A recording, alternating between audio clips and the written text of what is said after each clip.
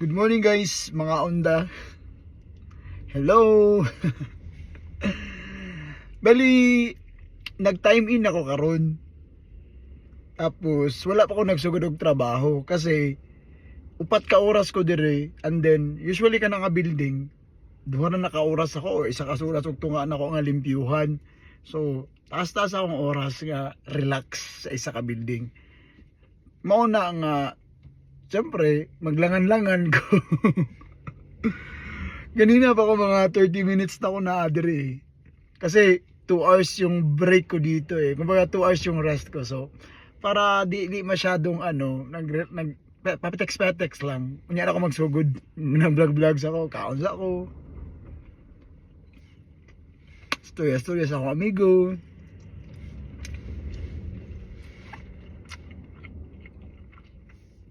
Dati guys, tulo ka building ako kinalimpyuhan, pero nawala man itong isa.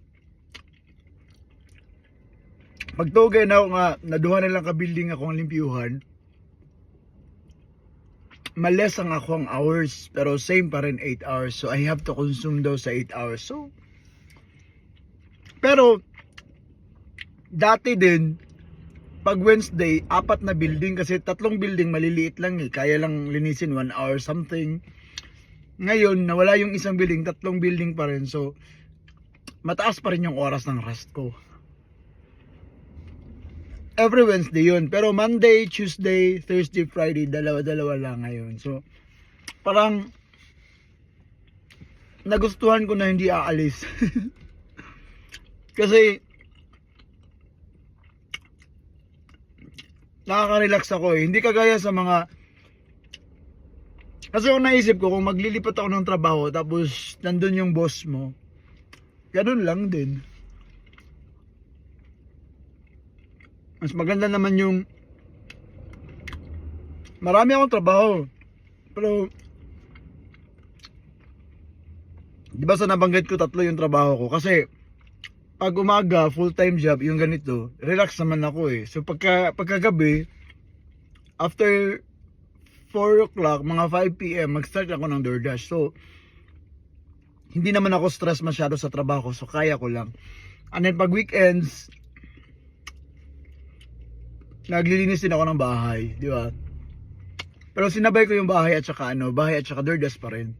Then Sunday,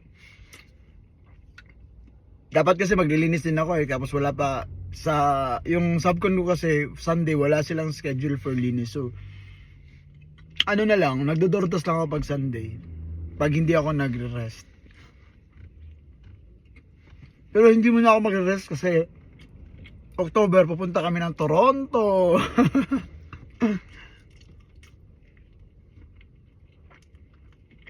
Kaya ipon muna.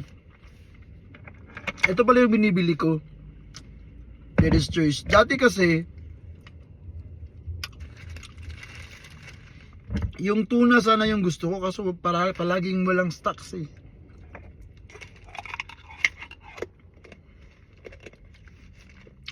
Ganito yung life ng OFW dito sa Canada.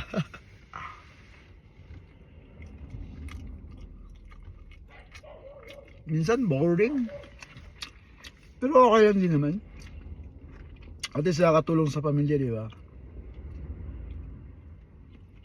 So sige guys. Yun lang guys. Magtrabaho na po. Ganahan ako ano nga trabaho kay amo. As long as malinis yung building, wala sa reklamo.